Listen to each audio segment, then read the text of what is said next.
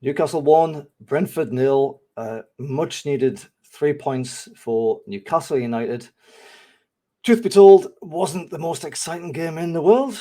Not the one for the football lovers out there, but the boys did the job and got the points that we desperately needed. Join us as we talk about this game and stick around because we're going to do a little preview on AC Milan in the Champions League in a few days' time. Can't believe it. Stick around for that. It is the Toon Under podcast.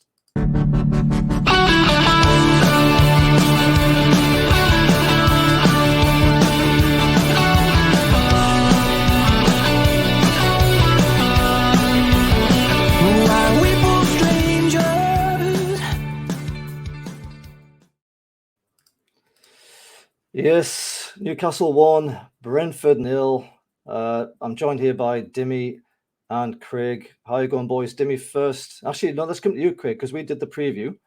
And we kind of thought this game was going to be quite open and end-to-end a little bit. We didn't expect to see Brentford sit back. Just your general feeling on how that game went, just quickly, and how you feel now that the dust has settled. I imagine you're pretty happy. Overall performance was a bit flat, a little bit bland compared to what we're used to on previous games, but the result was obviously the most important thing.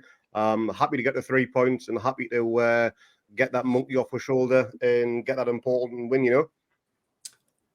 It wasn't quite a do or die kind of game that we sort of talked about in the preview, was it, Dimi? But nonetheless, it was 3 points that I still think desperately wanted to get the season back on track. How did you see the game go, Dims, and how are you feeling right now?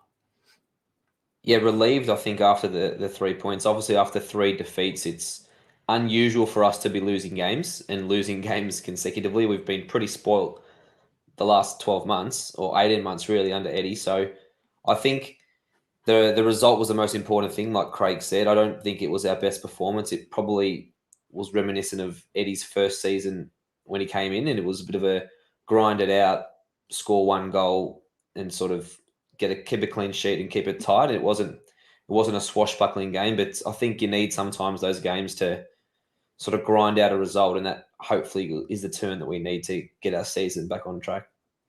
Yeah, we've said a few times that we're not the kind of team, or at least I've said it anyway, that not the kind of team that breaks down these low sitting defensive block type teams. We kind of struggle to find that bit of magic to unlock those kind of teams. So, as much as it's nice to get the 3 points, it's actually quite nice to see us for once manage to get past this team and get the 3 points by hook or crook. As I said at the top there, wasn't exactly the most attractive game in the world. And, as you two just said, it wasn't pretty, but the most important thing was getting the result.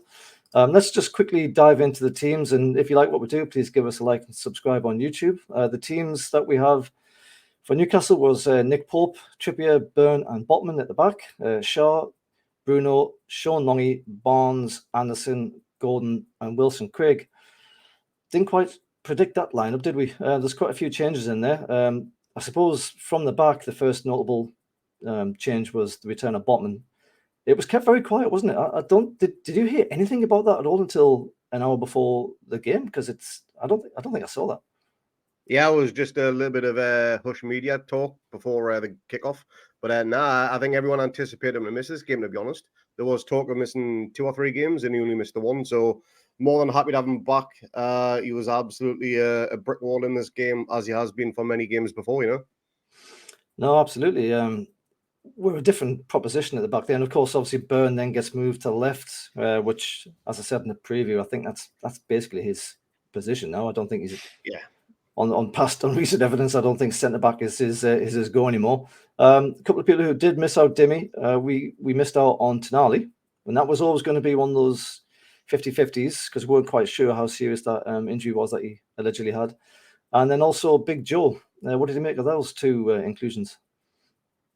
Yeah, it was disappointing, obviously, to lose those 2. I think with the Champions League game coming along, especially with Milan away, I think Tonali, obviously he wants to play every game, but I think he's definitely circled the return to the San Siro as he needs to start and needs to play. So I don't think he was too upset about not playing. But yeah, Joe Linton was a bit of a surprise, and considering he went away to Brazil and played, I think, off the bench twice for Brazil, we didn't think there was going to be an issue with him. So that was a blow. But it was good to see Anderson for me get a start. I think he had a great preseason, and I think he's a sort of player that he needs consistency in games. And if he gets a run of games, then I think that's where he'll flourish. If he's just playing a bit part role, he's obviously still a young kid and doesn't really have the experience to be that super sub, I don't think, yet.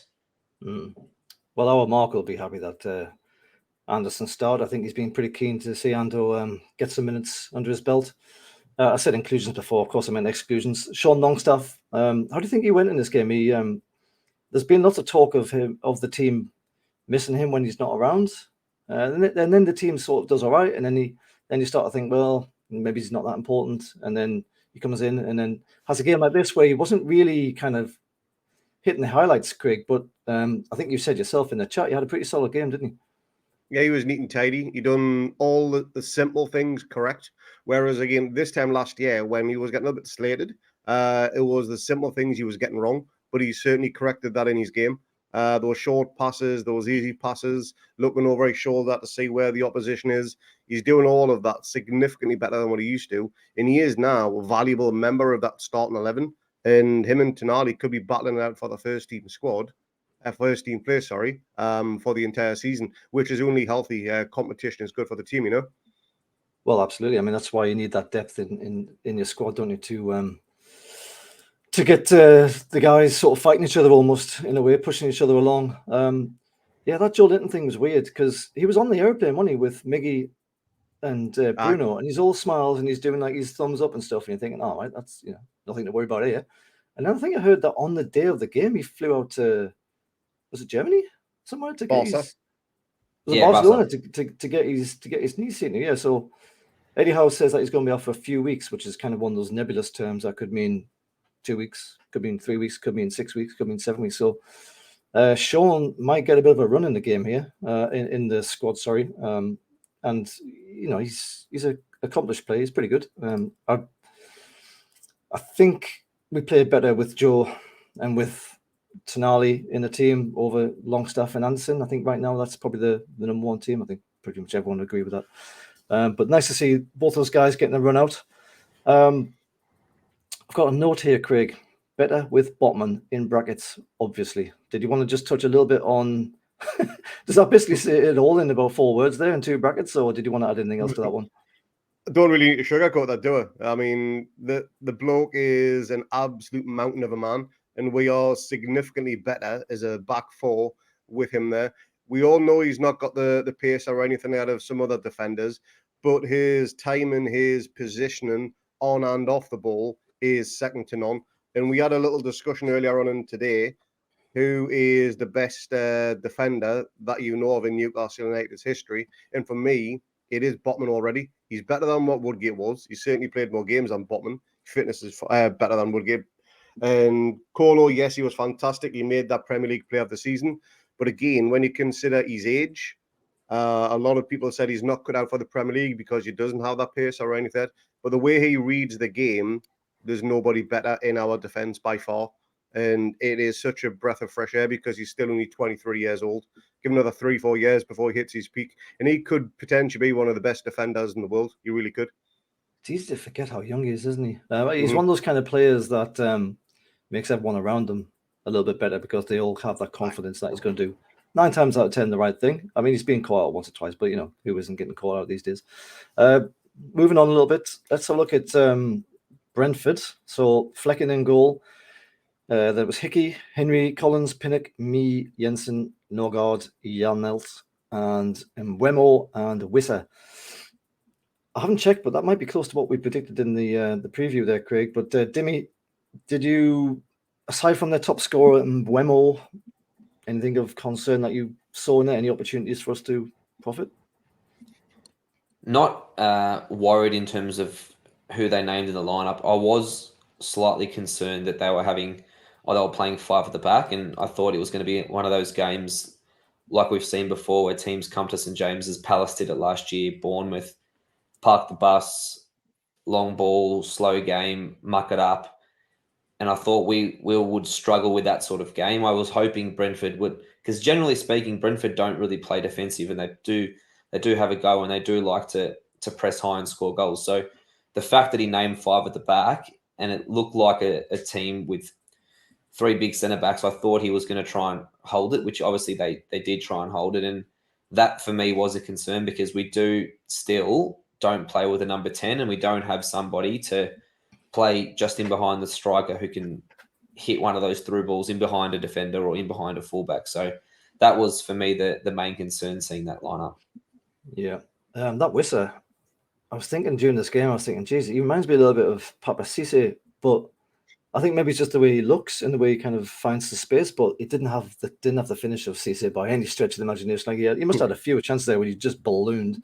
I will also say that Fleck in the goal would give me the shits. Like I complain about keepers anyway, and I particularly complain about ones that don't catch the ball. But there was times there like where that ball was going to literally go over his head and go out for a kick, for like a goal kick, and there'd be no danger whatsoever. And the one that I've got in mind in particular, God knows why, but he just like Superman punches it straight back to like Anthony Gordon, I think it was, who then whips it to the far post. And luckily for them, there was nobody there. But Jesus God, he was a shaky keeper, him, my bloody hell. Look, let's kind of skim over the first half because it was dull. Jesus, that was not a great first half. I think I saw stats that said that Brentford had more chances at goal, or I don't know if they're on target or just in general, but they had more of the chances than Newcastle did. They were profiting a bit down the wings, but Nick Pope, I don't think he had a great deal to do. Flecking at the other side didn't have an awful lot to do either. There was that chance from Bruno. I mean, basically, this is their first half review here. Might as well go straight to the bit with Bruno, where he finds a bit of space at the back post. And, well, Craig, do you reckon he just got that completely wrong? I mean, it's unfair to say he got it wrong because he got it on target and he made Flecken save, I think, with his foot or his leg or his knee or something. But I always remember people saying, coaches and what have you, that if you're going to have a header at the goal, you generally want to aim it into the ground. So it bounces up, gives the keeper something extra to think about. Do you think, was it just that it came to him quick through a body of men that he just kind of had to do the best he could in the circumstances? Do you reckon he could have done any better there, maybe? The ball did come in very quickly. And I think he had to adjust his body as well for the type of header he wanted to do, more of a diving header. And we know heading isn't his strongest point. He's only ever scored 2 headed goals in his career, and both for us. Really? So it's definitely not a strong point of his game. I do think he could have potentially put it back across goal where Wilson was ready for a tap-in.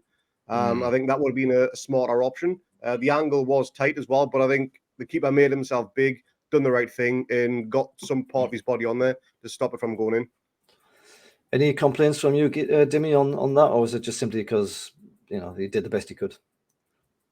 Yeah, it was a tough one. I think the ball skidded onto him pretty quickly, so he probably didn't have time to sort of turn his head and get it across goal. He probably just wanted to get it on target and force the keeper to a save, which fair play, he made the save. But yeah, it was a nice flick and he was wide open to the back post. So, well, look, we probably didn't deserve a goal in the first half, let's be fair. So I don't think we can say that we should have been 1-0 up at halftime. It was, like you said, a dire first half. And that was the only attacking moment we really had. And the keeper did well, but yeah, it wasn't to be.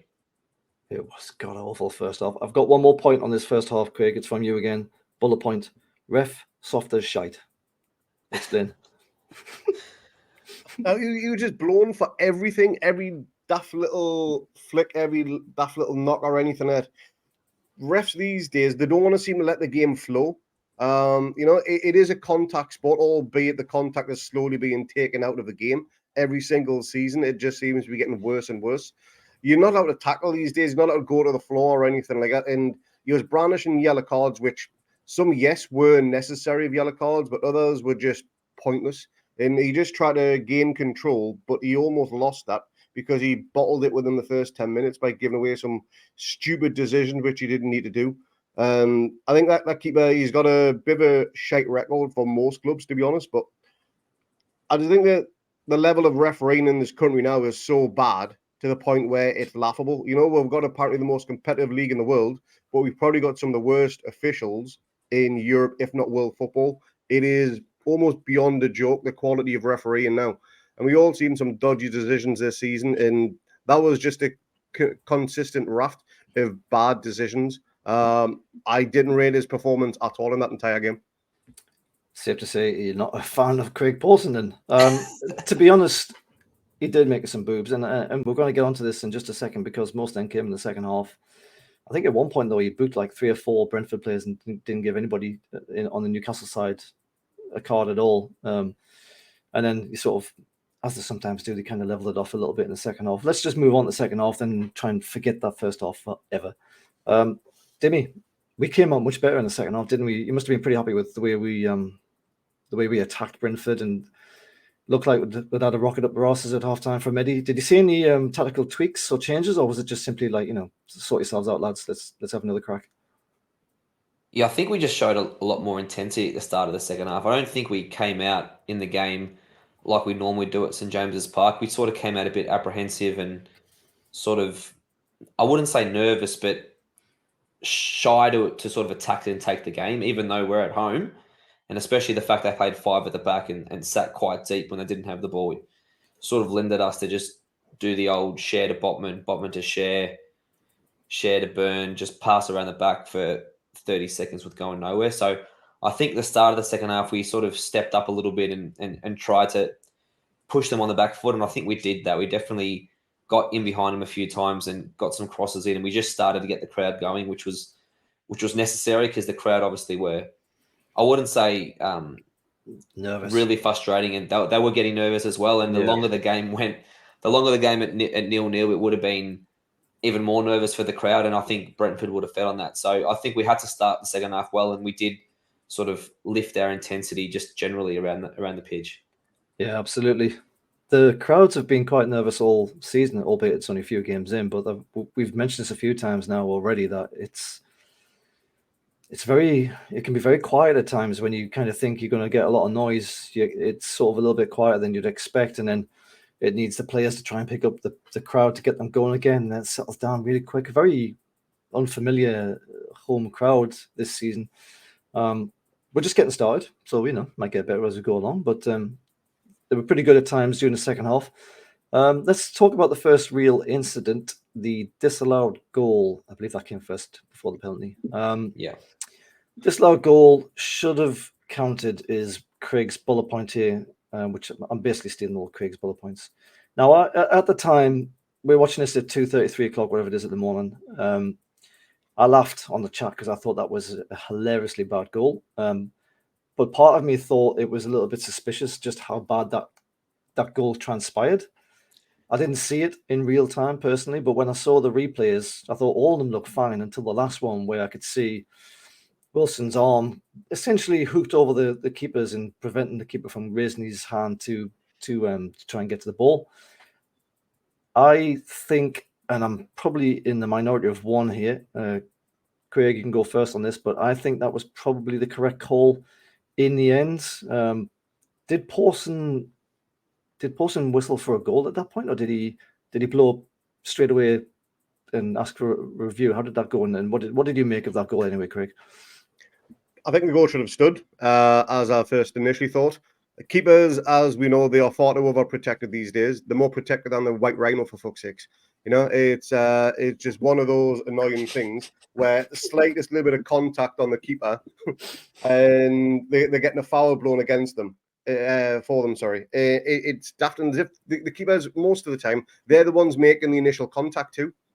To make it look like they're the ones being fouled. And you got to look back at last season at Spurs away when what's his face ran into Wilson and he hit the floor like a sack of shit because he knew he was going to try. Yeah, when he knew he was going to try and draw the foul. How was that given as a goal and not a foul on the keeper? But this is somehow, and the contact is minimal. He does jump, he does go to punch the ball, and he's totally fluffed it. And Wilson just toe pokes it between his legs, I think it is. And I thought it was a shit decision by the ref. That goal should have stood, and that should have been the catalyst for us to go on and win the game comfortably, in my opinion. Well, Craig's on the fence. I'm going to come across to classically on the fence Dimi here with his 50-50 opinions on absolutely everything. Now, any difference in opinion there, Dimi? Did you think the bundle from Wilson into the keeper as the ball was coming across had any bearing on the keeper's inability to get the ball? How did you see it?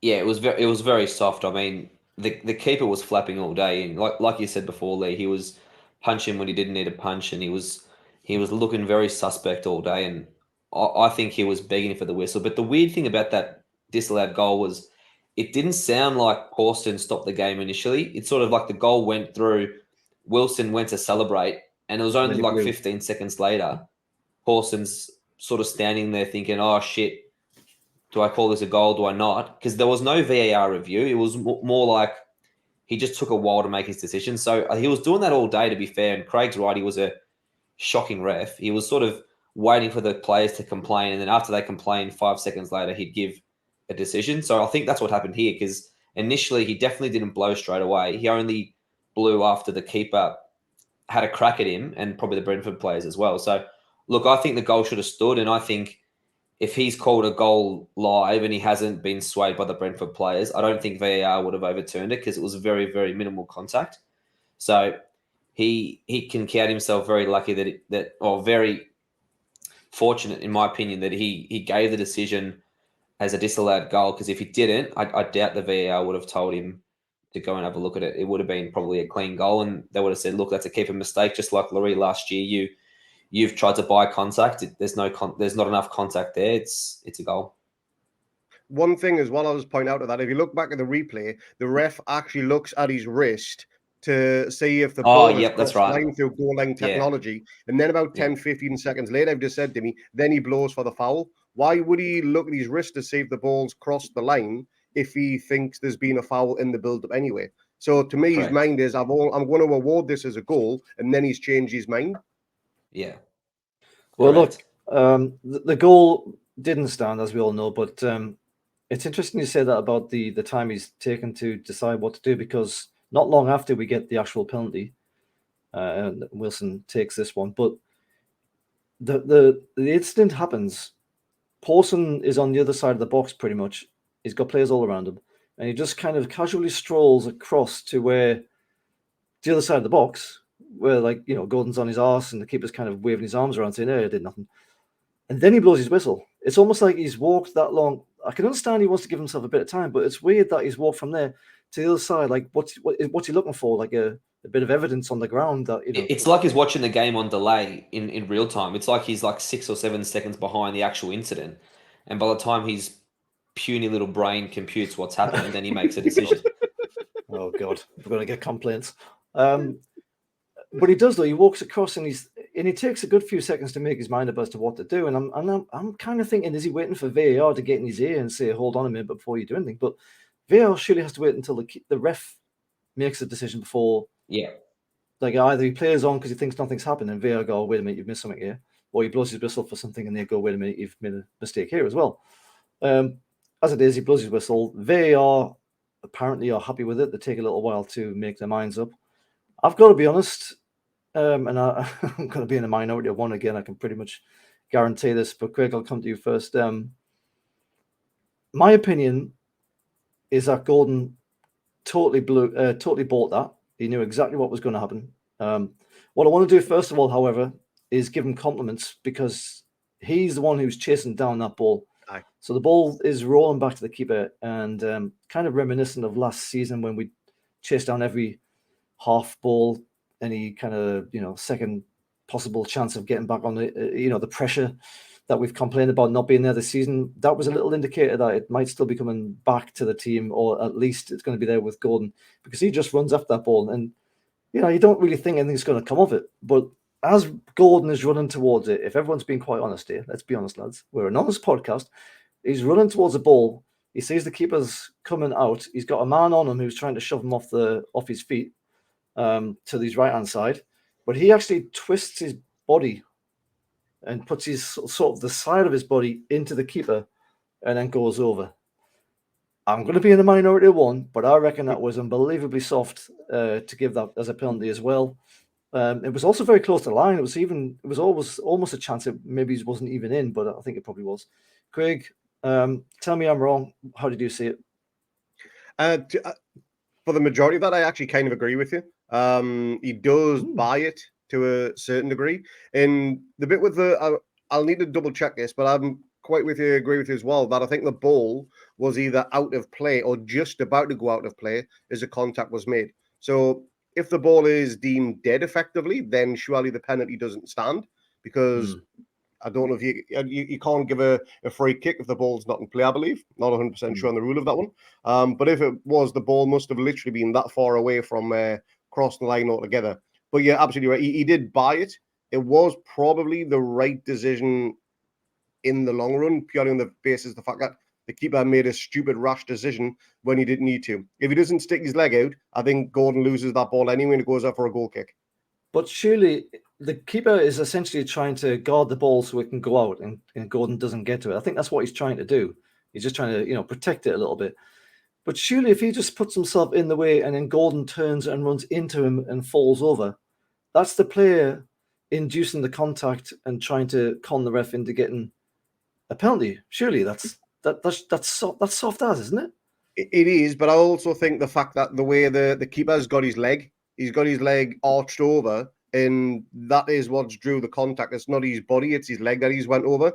In his leg, I don't know how he even kills it, not in a natural position. It's in a point where, again, it's arched and he can easily go over it, and that's probably why they've given it. I don't know what the exact reason was, but it was a soft penalty either way. But yeah, it was all because of Gordon chasing it down, as you mentioned.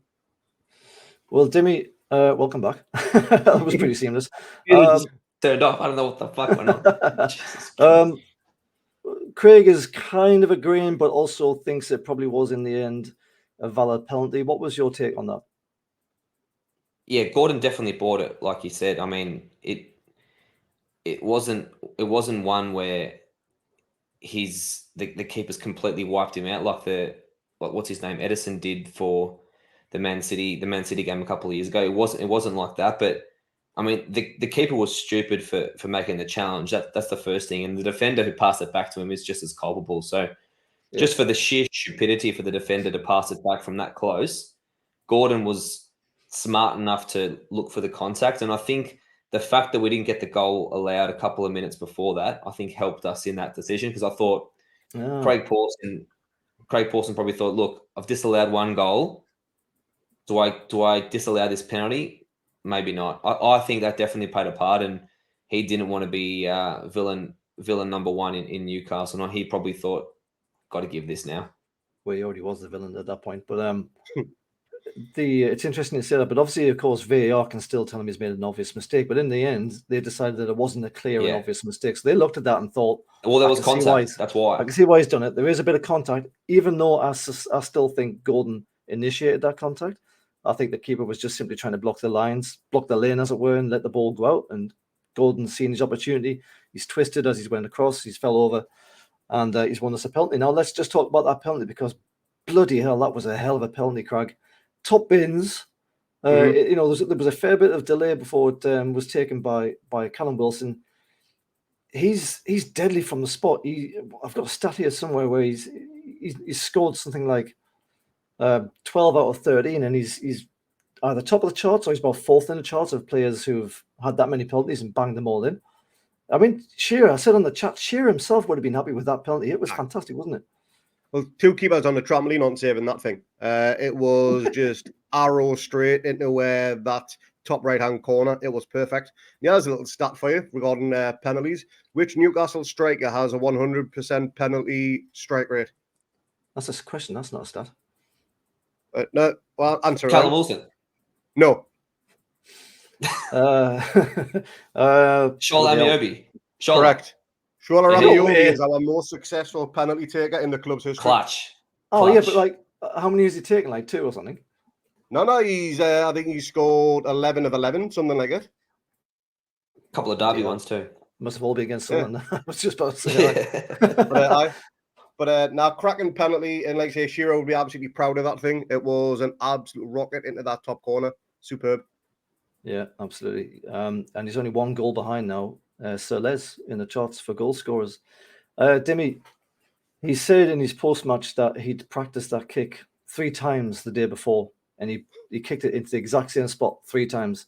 And so when he's standing there, he's got, the whole world waiting on his shoulders for this goal. He's thinking, just do what you've done. You've done it 3 times just yesterday. I'm sure you can do it again. Completely composed. He's a cool character in front of the goal, isn't he? And he just sort of trots off like going, "Knee bother. That was out. That like little like kind of like tip of the hat to the fans and like knee bother. Nothing bothers me at all." Did a little bit of sex free come out. That was a fantastic goal, wasn't it? Great punt. It was he was definitely a lot cooler than I think all of us watching and the 50,000 Geordies watching the game. I think we all knew how big a moment that was, considering we've lost 3 in a row, and we didn't look, to be fair, we had the ball in the net 5 minutes early, but we didn't really look like scoring, and we needed probably a bit of luck to find the net. And yeah, I mean, he absolutely nailed the penalty, and it wasn't as if he smashed the shit out of it with his laces. He hit it so well with the side of his foot that he got the placement and he got the power. It was a quality penalty, and I think he's definitely one of the best penalty takers that I think we've seen at Newcastle, behind obviously Shearer and now Shola, obviously clearly as well. Yeah. I still think he's the best striker at the club, by the way. I mean, Isak is obviously a fabulous keeper, player, but he's also got a few other things in his back pocket. He can play on the wing. He's very tricky with the ball and what have you. But I think Wilson is just an out-and-out striker. He's just absolutely sensational. He said as well in his post-match that he's actually he's going to try and get into the 100 goals club. I assume he means for Newcastle. Or it might mean in total, I don't know. So he's actually going to be aiming for 18, 19 goals this season. So, fingers crossed that comes off, because that'll be bloody good for us. All right, so Newcastle 1-0 up. And we kept on attacking, and there's an instance that came up not long afterwards where, again, I suppose you have to criticise Pawson. So I'm going to come to you, Craig. I'm trying to remember exactly how this happens, but I think the ball is trying to be lofted over the top of, I think, Mbeumo, was it? And it looks like his arm is kind of up at sort of right angle, and it hits his fingers, quite clearly hits his fingers. Ball kind of continues off, and they start running away, and then the referee blows his whistle because there's a VAR review going on. I think that's what happened. Something like that. Anyway, I didn't actually even see it touch the hand to start with. It was kind of in a blink of an eye. But when you saw the replays, you thought, oh yeah, that's legit. It looks a bit like his hands up here. He's only got one hand up here. It's not like he's both up here, and like he jumps with one arm in the air. It's kind of weird. Can we give Pawson some credit here and say that he got the right decision on this one, or no, VAR wrong, or do you think it was not a penalty in the first place? It should have been a penalty. The correct decision to award it was the right thing, and VAR then tell him to go to the monitor. He then changes his mind. Now, the original decision should have stood, in my opinion, purely in the fact that, and I know rules change from season to season, which I get that, but last season at the same game, Brentford at St James's Park, they were given a penalty for exactly the same thing. Long ball comes in, it's headed towards goal. It hits Dan Burn, who's got his back to the ball. He can't see where the ball's coming from, but it hits him on the hand. And they're given a penalty, and Tony then goes and scores it. That was last season. This ball is actually closer to the goal, and it hits his hand in pretty much exactly the same type of scenario, yet ours gets choked off. I don't see how there's a clear night and day difference between the two, unless there's been a major rule change from last season to this one, which I'm not aware of. I don't get how that can be ruled out. I mean, it's a death sentence, isn't it? As soon as they go to the monitor, you're like, oh shit. I think it's only ever happened once since they brought in VAR, where the refs went, nah, I'm all right with what I've done in the first place. And every other time it's like, oh, I'll just, I'll re-ref the game because of what the voice in my ear saying. Dimi, I think the decision came down to the fact that it hits, let's say Mbeumo, because I can't remember who it was, hits his head or skims his head before it hits his hand. Now, even if that's true, what I'm interested in knowing is, and you seem to be the guy who's across all these rules, what difference does it make if it hit his head first before hitting his hand? It still hits his hand. So what's the rationale there? So that's the interpretation. If it comes off that they have said that they're going to do, and that's not just Premier League, I think that's FIFA round. So if the ball comes off your chest and then it goes onto the hand, or if it comes off like it did here, his head, and then hits his hand, because it hasn't gone direct ball to hand from the attacking player or from the cross, it's deemed unintentional, therefore not a handball. So The weird thing about this one though was his hand was not in a natural position. So even though it came off his head before it hit his arm was up, and like you said, his only one arm was up. It wasn't both arms. So, and Craig Pawson, to be fair, he was about 2 meters away from that incident, so he was right there, and he blew the penalty pretty quickly. So again, the VAR, especially this season, is supposed to be for the absolute howler. I'm not sure that was a howler. It may have been on a technicality the right interpretation because it didn't hit the Newcastle's player head to then the hand. But yeah, it's a bit rich, I think, if it took 4 or 5 different looks after he's gone to the monitor to have a look. I wouldn't have been shocked if he didn't give it live, but once he's given it, I thought that should have stood once he's given it. It's a strange one, isn't it? I mean, does that mean that you can kind of just stick your arm wherever you want and then nut the ball off your hand and then try and get an advantage that way? Well, yeah. And just claim essentially, because what was happening in previous seasons, the ball, let's say someone goes for a block and they've blocked it with their thigh and it's bounced up and hit their arm, and they've called penalty. Whereas they said, look, if it's hit your foot first or whatever it is, before it's hit your hand, then that can be deemed unintentional in the box. So look, it's very grey, and again, it comes down to the referee's interpretation. I think Pawson's having a bit of each way. He got the first one, we think, wrong. He got the second one, debatable. The third one, he didn't know which way to go. He initially gave a penalty that he didn't go, so he had no idea what was going on. So look, I think if we ended up not getting the 3 points, it would have been talked about a lot more, but thank goodness it didn't cost us. Yeah. Absolutely. Oh, well, look, the game sort of peters out a little bit in the end. I just want to say, by the way, when Wilson takes that penalty, just as he runs up to kick it, there's a massive hush just comes across St. James's Park. Like everyone's just like, just kind of holding the balls and hoping it goes in, because God knows if he had missed that, what would have happened. But anyway, the game peters out. It's sort of a non-event in the end. There's a big cheer, of course, obviously, and Newcastle trot out 1-0. What you got to say, Craig? Big shout to Big Dan Burn for that tackle at the end of the game as well, to be honest. Yes, thank you for mentioning that. Yes. What do you want to say about that? Because it's funny when he does a tackle, the commentators always go, "Oh, Big Dan Burn with his long legs." Like, what difference does it make how long his legs are? If he does a tackle with his legs, it's a tackle with his legs. I mean, they don't go, "Oh, there's some other guy with his normal sized legs." They just go, "Great tackle." It's crackers in it. But what about that tackle did you like so much, Craggy? It was a bit of a match saver, a little bit. Well, was it a match saver? It was in a dangerous position. Potentially, yeah. But it was the fact that how late it was in the game, and I think Dan Burn, he obviously was at fault for that second goal against Liverpool because he was out of position. So maybe something like that was in the back of his mind. They'll make this rash decision, potentially get sent off, do whatever, But he kept his calm, kept his composure, and it was a fantastic tackle, and it pretty much solidified the 3 points. So big shout out to him for that one.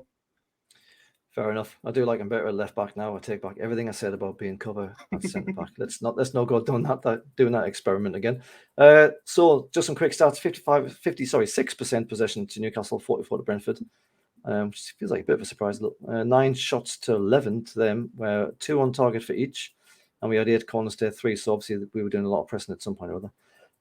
We have finished 11th in the league this week, 6 points from the opening 5 games, which matches the exact tally that we had at the same stage last season. And we have the same goal difference of +1. So for all the doom and gloom, we are basically doing pretty much the same as we did last season, and we all know how good last season was. Now, obviously, some other teams have improved. There's other players at other clubs. Spurs aren't laughable, at least not yet. I can see Dimi's got his Big Ange shirt on there. Big Ange Papadopoulos. Postecoglou. That's the one. That's his brother. Doing a great job at Spurs by all accounts. Craig, I'm not going to get you on your soapbox about that because I know you've got some pretty strong opinions. Let's have a look at. Let's just quickly run this off. Man of the match, or you can do 3-2-1s. It's up to you. Dimi first. Yeah, I'm not sure there was a 3-2-1. To be fair, it wasn't that sort of game. But I think for his second half, I think Bruno gets the man of the match. I thought he controlled the midfield and he just started looking a bit more like the old Bruno and wanting to receive the ball and a bit more confident on the ball. I think he was important in that midfield because they were definitely outnumbering us early, and Ben Mee was stepping into the midfield and sort of outnumbering what we had in the middle. I think Bruno's role, especially second half as we got on top, was very important. So give it to Bruno. 3 points to Bruno. Craigie, what you got? Callum Wilson for that penalty. Fair enough. I'm going to give 3 to Gordon because I thought that was a fantastic game from Gordon. In many respects, he's got a hell of an engine on him. He's going to be some player for us this season if he stays fit. Although, having said that, he's 1 yellow card away from a suspension. Unbelievable. Already only 5 games in, for God's sake. 5 games in. He's going to beat Joe Linton's record. Joe Linton, I think, had the record last season. He was on fire. 13, I think, wasn't it? Something like that. Yeah. I'm not even sure Tiote got a red card or a suspension this quick. I'm going to give 2 to Wilson because he never stopped running. Like, you know, he does give you that bit of running. He was chasing down the keeper at times. He was basically doing ping pong between the 2 fullbacks as the keeper was trying to, you know, make space and move him around. And he's got that energy about him. He belies his age. You know, he's going to have a great season with any luck. And 1 point I will give to Bruno because I can't think of anybody else. So that will do for our review of Newcastle United against Brentford. Let's just quickly touch on just a small game, Craig. Dimi, just a minor, you know, mid-season, it's not even mid-season, start season, midweek game. That's what I was thinking of. Midweek game, just against AC Milan, just in the San Siro, just in Italy, just in the bloody Champions League. How excited are you, Craigie? I'll genuinely think about this today, and I'm thinking, you know what? It's here. It's dawned upon us that it is literally within the next 24 hours or so. And I was getting giddy, thinking I was talking to some lads at work the other day, and they've got no interest in football at all, to the point where they even call it soccer, to the point where I nearly want to headbutt them. And genuinely, I'm talking to them. They don't have a clue what I'm on about. We're playing AC Milan in the Champions League, first game in 20 years, and they're like, "What's this kid talking about? He's absolutely smacked off his tits. He's hyper." And it just dawned on me that it's happening. It's right now. We're going to Milan. We're going back to the San Siro. It's a fairy tale story. And I genuinely am so excited for this game coming up. Win, lose, or draw, I'm just glad to be part of it again. It sounds a lot like when we were talking AFL in the group chat there, Craigie. And, you know, at the minute, we're all talking about the finals. And, you know, my team Lions have got a prelim against Carlton coming up at home. And we're all banging on about it. And you're like, whoo? You're doing that kind of Grandpa Simpson's as he turns back out of the prostitute house. I forget what they call it. Dimi, it's pretty exciting, isn't it? I guess I shouldn't bother asking this, but I should have asked you as well, Craig. Are you going to be up watching it live? It's a school night. Aye. I've actually taken the day off for the morning of that game. I'm not going into work that day. I've got a day's holiday put in. So again, win, lose or draw, I'm going to be excited after I've had a few hours skip afterwards, if I get back to kit, that is. Aye, it's pretty exciting. And as I understand it, there's 4,000 official tickets for away fans at the San Siro, and they'll be sitting upstairs rather than downstairs, so at least they won't get pissed on like they did last time. But I suspect there'll be an awful lot. I know a few of my mates who are going across don't have a ticket. They've got no intention. Well, they did have an intention, but they don't expect to get it at all. And they're still going to go across. And I think there's a few pubs that might be putting it on. It's going to be absolutely wild. I'm not sure I'll be able to watch it live. I've got a kid and I'm always constantly tired. Look at the state of me. I'm only 18. But hopefully you'll do the business. Now, Dimi, you're our resident European expert. Milan. AC Milan just got absolutely smashed by the Mackem score 5-1 to their arch rivals Inter. That's their first defeat in 4 games so far this season. They tend to lose against Inter. I was looking this up. They tend to lose against Inter. So they've lost 69 times and they've conceded 256 goals in those 69 games, which is something like nearly 4 goals a game. It's absolutely ridiculous. They obviously don't do very well against their neighbours in Milan there, albeit they has 60% possession in this game. But I'm just pointing this out because I don't want us to get a little bit too excited that AC Milan are suddenly shite and we're going to just go over there and roll them in this game. It's a huge game. They've got a lot of great players. I'll touch on that team in a minute. But just give us a general feel for how you see this game going. What are we likely to see from Eddie Howe's team? Obviously, with this game we've just talked about against Brentford, he only made 1 sub, and that was Miggy. Yeah. And it was coming on quite late in the game. He's clearly kept some players such as Tonali back to try and rest him. Isaac didn't get on, so I think he's had one eye on this game. So that kind of suggests he's not going to go there and just try and make up the numbers. I know he says we don't do that anyway, but you wouldn't blame him necessarily for trying to go there and getting a draw, because it's going to be such an emotional game for the fans in particular. What do you expect to see from Newcastle, and what can we expect to see from AC Milan in how they normally play in the Champions League? Bear in mind they did pretty well last season.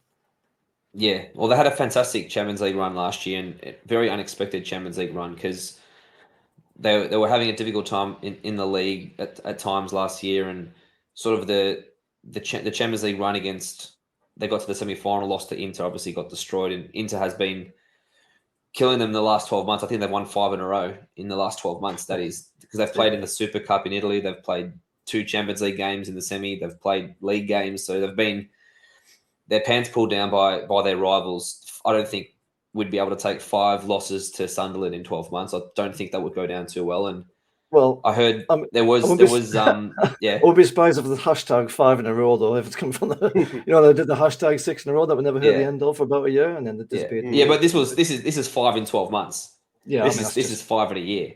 And I think some of the AC Milan ultras have been demanding some apologies, and the managers come out and say, no, I don't apologise. We played bad, but I don't apologise. So there's a little bit of tension there, and I think there's obviously going to be a response when they play us on Tuesday night their time, Wednesday morning our time. It's going to be huge. I think Eddie definitely has had one eye on this game before the Brentford game, and Isaac and Tonali for me are going to be key players because out of our whole squad, I mean, we've got a good squad. We've got a proven Premier League squad, but we don't really have proven, I don't think, European pedigree players. And for me, obviously, Tonali was in that AC Milan team that got battered by Inter last year in the semi, and he's obviously one of AC Milan's, even though he's a young guy, like an icon at AC Milan, and he's primed to play European football. I think Isaac has pedigree to play European football. He's had stacks of international experience, and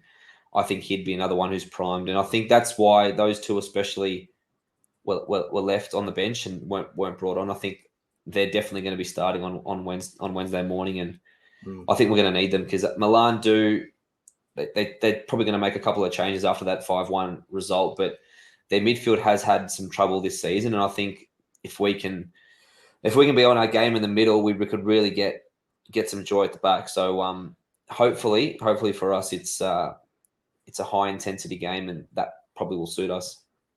There's also, of course, Kieran Trippier. He's got a bit of Champions League experience. So in terms of the guys who didn't play, I meant, of course. Yeah, sure. So of course, but in general, we've got at least 3 guys there who. So Isaac hasn't played Champions League, has he not? Real Sociedad played European football though. Yeah, right. So there is a little. I thought there was something there. Yeah. So Craig. Yeah. What do you want? Let's say this. What do you want to see from Newcastle in this game? How should we approach this one? I just want to see us go toe-to-toe with some of Europe's best, and AC Milan definitely are. I mean, you don't qualify for the Champions League without falling into that category, If we can go toe-to-toe with them, and Dimi's shaking his head there. Dimi's not agreeing. Yeah.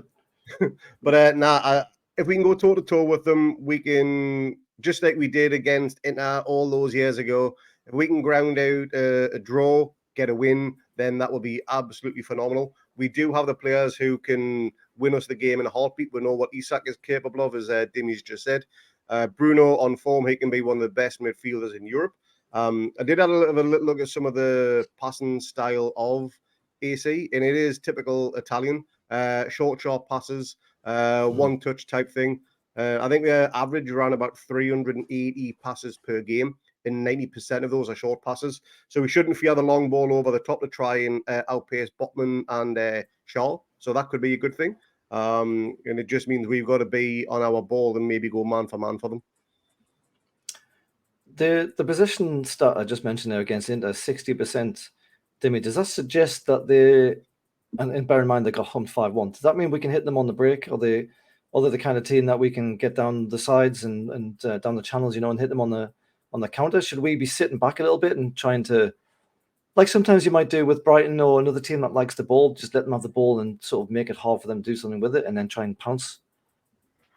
Yeah, I don't think we should sit back, but I definitely feel that in transition is where we're going to hurt them. I think we've got bags of pace that can really trouble them. I think Marcus Thuram for Inter had an absolute field day on the weekend, and I think we've got the players to get in behind them and really cause damage. I mean, they've got a fantastic fullback, Hernandez, who's fantastic going forward, but defensively he's very suspect. So I think if we let them have the ball, I mean, Loftus-Cheek is, for me, he's not going to pull down any trees. I'd back our midfield against Loftus-Cheek, and I know Craig said Milan one of the best in Europe. Obviously, pedigree, yeah, they've been a superb European club, but this current form of AC Milan are definitely not one, in my opinion, to fear. And they may have some good names. They do have some very good names on the team sheet, but they're not the team that they were 15, 20 years ago with your Shevchenkos and your Inzagis and your Kakas and your Gattusos. They're not that same team. So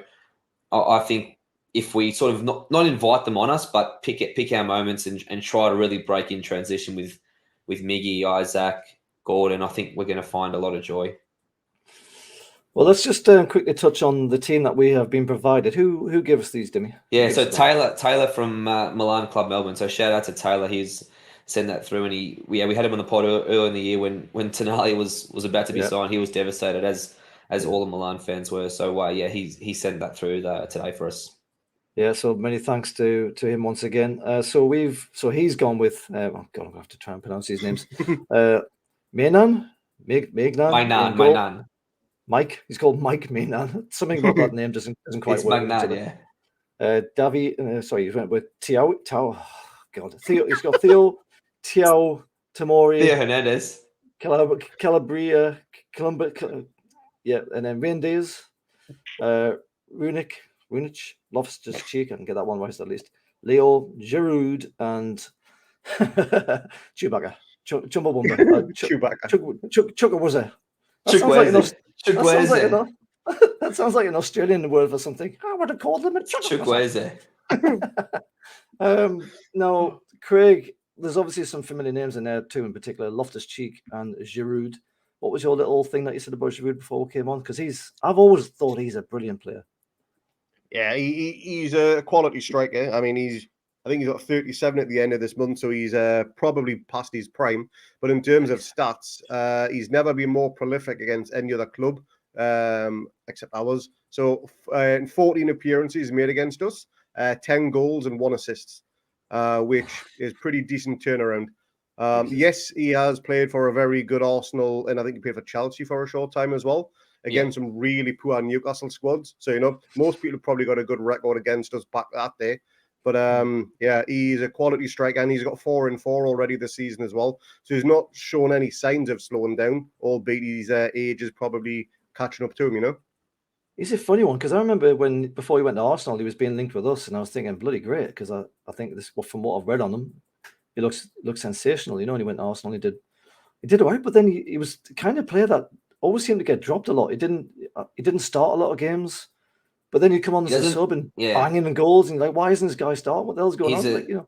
He's a goal scorer, but he's not a modern day striker. He's sort of an old school striker. It doesn't do much else but put the ball in the back of the net, which is fine. But it's some of these teams, he doesn't get involved in link up. He's not fantastic technically, and that's why obviously he's scored a lot of goals for France as well. Let's not forget, and he's had a great record for them.